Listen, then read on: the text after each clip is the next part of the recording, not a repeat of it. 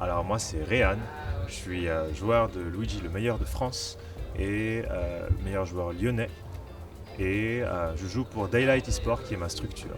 Je joue au jeu depuis maintenant 5 ou 6 ans et en parallèle de Smash Bros, je fais de la philosophie et de la musique jazz. On s'attend jamais vraiment à faire un résultat, sauf si vraiment il y a une différence de niveau un peu écrasante avec les autres joueurs. Là, c'était pas le cas. Au contraire, le top 8 était très disputé et je pense que tout le monde dans le top 8 avait une chance de remporter le tournoi. Ce qui a fait la différence, je pense, c'était le fait que j'avais absolument confiance dans ma victoire. Peu importe le match que je jouais, je m'adaptais, je réfléchissais et quand je réaffrontais le mec, je me disais non, je vais gagner. Et à partir de ça, j'étais galvanisé et ça m'a donné des ailes. Voilà. C'était c'était super éprouvant.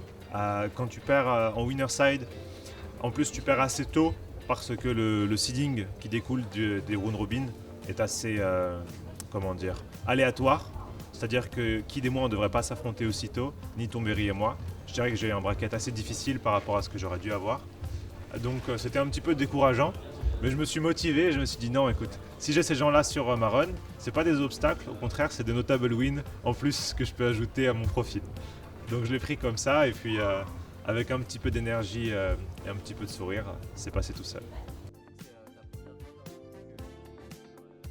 Daylight m'ont permis de voyager pour l'instant un petit peu partout en France, notamment dans le nord, Lille, puis aussi en Bretagne, pour le Smash Mania, là où ils m'ont annoncé. Et les gros projets, donc il va y avoir des voyages en Europe, des voyages aux États-Unis parce que c'est très épanouissant. Mais je me suis aussi rendu compte l'été dernier que c'était assez fatigant. Donc je pense que ce ne sera pas tous les jours, ne serait-ce que pour des questions de budget, mais aussi pour des questions d'investissement personnel. Aujourd'hui, j'ai envie de me professionnaliser dans la musique. Et voilà, Smash Bros, c'est vraiment une passion qui m'épanouit et que j'ai envie d'entretenir, mais pas au détriment de ma vie professionnelle. Je suis extrêmement satisfait de ce que j'ai proposé hier soir.